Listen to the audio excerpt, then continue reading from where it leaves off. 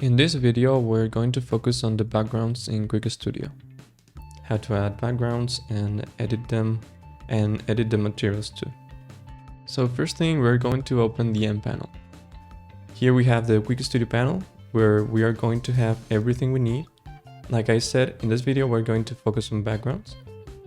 And as you can see, we have this preview here, where if I click, we have the 16 available backgrounds. Then we have the button to add it, and an option that if it is enabled, it will add the background in the active object location. Well, actually, it will add it in the lowest part of this object. If you don't have this activated, it will add this background in the origin of the scene. But as this object is in the origin already, we can leave it like that. Now, I'm going to start with a very simple background. Click here to add it, and you'll see that now we have here some parameters and one material. In this case, we only have one. This one is very simple. We just have two parameters, the scale of this plane and the radius. And now in the material, we can choose whether if we want a normal BSDF or some of these 16 available materials. Each one of these material is gonna also have some parameters to tweak. So for example, we can change the color of this BSDF or do this a little bit rougher. And then we can see also how it would look like with this wood, for example. So here we have these parameters to change how the textures are gonna look like. We have the texture size. We will see the tint in a moment.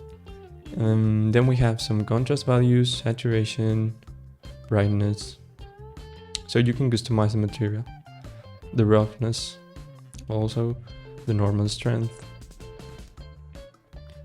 And if you want to go deeper, you can go to the shading tab and you will see how the material is set up and find some extra settings. So for instance, we have the hue value. If you want to change the color of the material, this is an option. The other option is to use that tint value we saw before. So let me put that back to white. You also have here some other interesting settings that we're going to see now with another example. So let me go back to layout for a moment. And here I'm going to choose another background. This is simple too. It has a scale value and a radius value for the radius here. And this one, like before, has a BSDF material. I will go back again to shading, where we have this BSDF node and this node group that allows us to set these two parameters, the back facing and the shadow cast. The last one will only work with cycles, so I'm gonna put this in render mode. You can see right now that shadow cast is with a value of 1. If I turn this down to 0, it won't cast shadows. This is useful in these cases where we have walls here and an HDR lighting. So if we don't want shadows here, we go to shadow cast and turn it down to 0. Okay, let's see some other backgrounds that we have. These ones we saw are really simple, but there is also more complex ones. So we add it, and here we see some parameters. In this case, we have 3 materials, because we have the material for this panel here, for the walls, and for the floor. Here we can change how many panels we want, so we can have it in other walls. We can change the panel scale.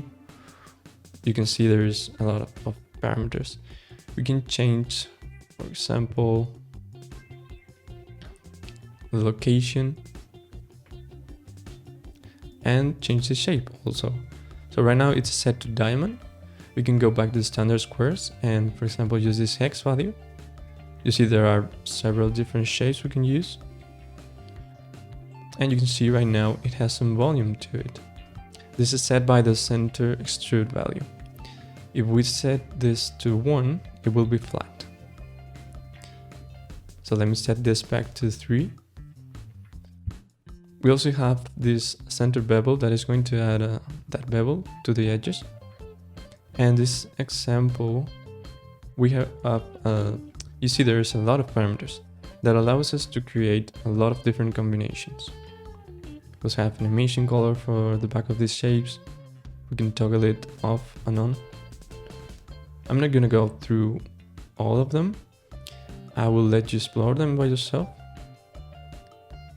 You will see that each background has its own set of parameters, so I'll let you explore them.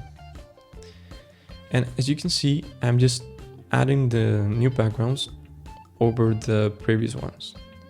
So these backgrounds are always gonna replace the previous one.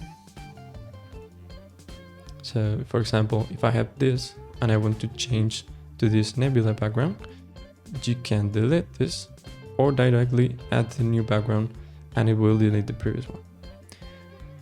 But keep in mind that you also have these options here to delete, to disable in render, in viewport, disable the selection, and that's it.